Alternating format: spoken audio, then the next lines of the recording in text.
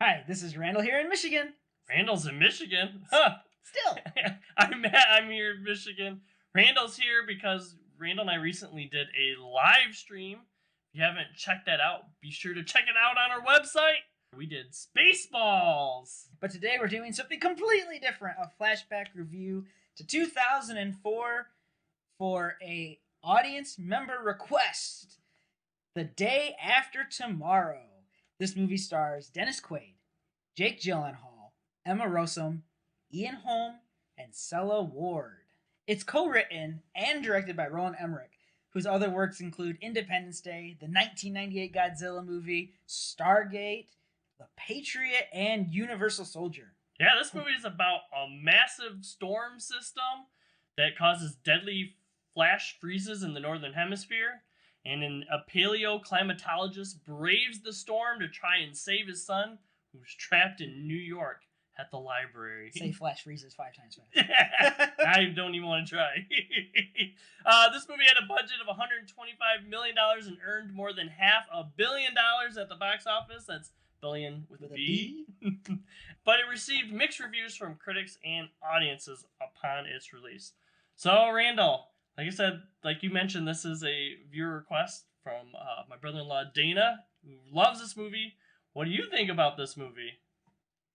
I think that even though the science is all wrong, it's a fun film. And sometimes that's okay. That's enough out of a film. Especially when the film is aware of it. It's, I mean, it's not like it's doing wink, wink, nudge, nudge, fourth wall break kind of fun, but it's still not trying to be anything more than what it is. It exaggerates things, obviously, for effect. But I have a soft spot for this film. I enjoy it. It's not a fantastically great film. It's not critically acclaimed 2001 A Space Odyssey. But it's just fun to watch. Me, I kind of have mixed feelings about this film. I'm not a huge disaster movie fan, though there is some disaster movies I really enjoy, like Independence Day and Volcano. But just kind of set people up for this one. You really do have to suspend disbelief about this film. So the first scene that we have our main character who is in Antarctica or whatever doing ice samples, and there's a big chasm that opens up, and what does he do? He jumps over it, risking his life to collect these core samples, and then jumps back over it with the core samples, and is basically holding himself up with an ice pickaxe. So if you see that and you're like, yeah, that was awesome, then this movie is definitely for you. This sets the stage. But if you're someone that's like, that's a little bit more than my taste, well, at least you're not going through the rest of the movie with a false sense of what this movie is. That's true. And you're not wrong. But there's a really famous interview with Quentin Tarantino. Because it's so much fun, Chan. Get it? And that's kind of how I look at some of these movies. As long as the story in this all works, you know?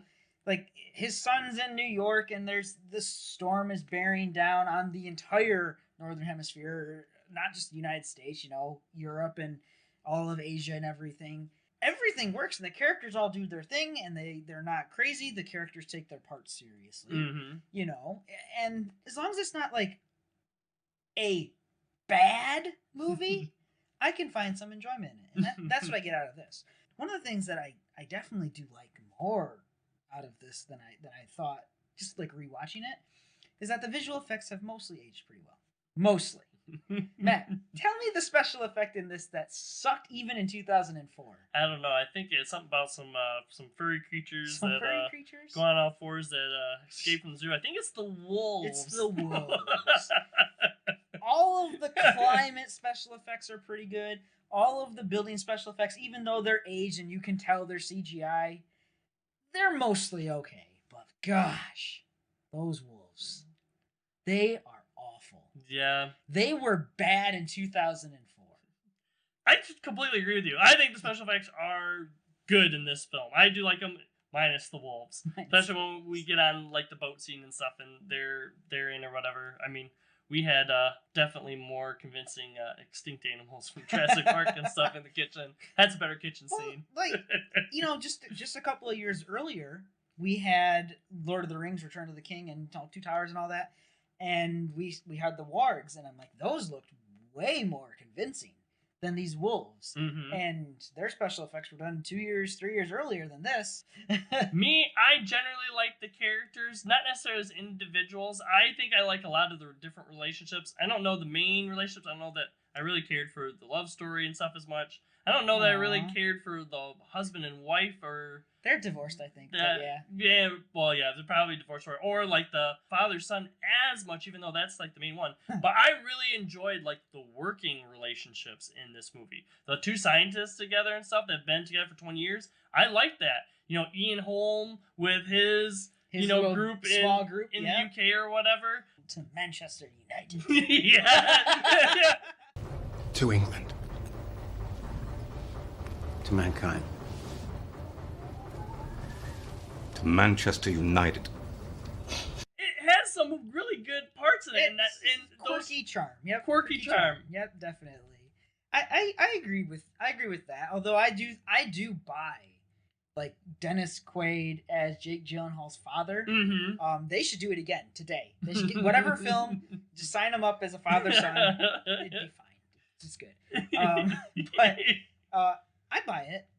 But some of the other stuff, like the love story with Emma Rossum and everything, I'm like, all right, I get it. He joined the team because of a cute girl. Yeah. That's fine. But that did not have to turn into a whole romantic like thing. Yeah. When the world's ending. Yep. Well, I thought too. We do a lot of different things in this film, which it adds like tension and stuff. It's kind of interesting. Like it's like we solve one problem, then the next problem arises. Yep. It's like, all right, we're in the library. We got heat. Oh well, she hurt her leg, and now she's so we need to go jump on that ship in order to get the pills. And we're not just fighting the cold, but we're also fighting the bad CGI wolves. All to get it, and of course the flash freeze comes right where to me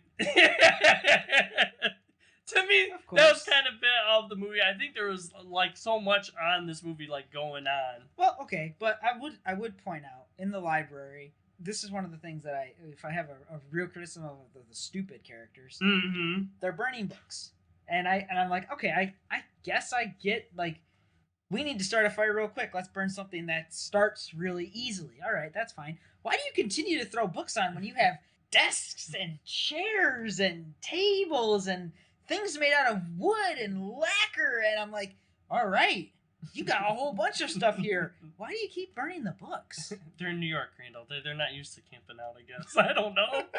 Yeah, it's true. I mean, they know the chairs are there for snowshoes, but they don't know that that's good lumber or whatever in the frame to keep the fire actually burning. And it will burn a lot longer than books. And I'm like, man, these are supposed to be smart. Like, this is a group of smart characters, literally smart characters. A big part of this movie is on the political look at like climate change and what government action or inaction when it comes to climate change and how doing stuff can prevent this. I mean, this movie isn't trying to hide that at all. It's directly, Eamon takes a lot of shots at that. Maybe you should stick to science and leave policy to us. Well, we tried that approach. You didn't want to hear about the science when it could have made a difference. But there's other parts where it's kind of like, all right, in the grand scheme of things, why do certain people care? Like, why is the vice president so like because interested on the scientist going after his kid? And we've learned that there is one group of people still alive in New York, so we're gonna go search for others. I guess it makes sense to like the audience a little bit because that's like the main character and stuff. But in the grand scheme of things and everything the vice president has going on, why does he even care? That's like it's just good so news. Insignificant. It's just good news. He's addressing the remains of his country, and it's good. It's a good news. That's good news. Speaking of the vice president, who's just a total, dick for most of this film. You lost your mind, Hall. I have to go. The president not getting out in time and getting caught in the storm and getting like that's just unnecessary. You shouldn't even have the president as a character. You just needed him there for that one individual scene where he overrides his totally not Dick Cheney vice president and says, you know what? We're going to follow Hall's plan. I found it that particularly has always rubbed me the wrong way, where it's like, well, this is just a throwaway character. Mm-hmm. He's supposed to be important, and he's not. Good thing they didn't cast Morgan Freeman. And heroes die, but they are remembered. If they had a narrator, he'd make a good narrator for this for sure. As the storm rolls over North America. Honestly, this is a fun time for me. I enjoyed this film. It's not everyone's cup of tea. There's definitely some of the, you could have listened to us and you didn't. And I'm just throw it out there, maybe a little bit relevant to what's going on right now.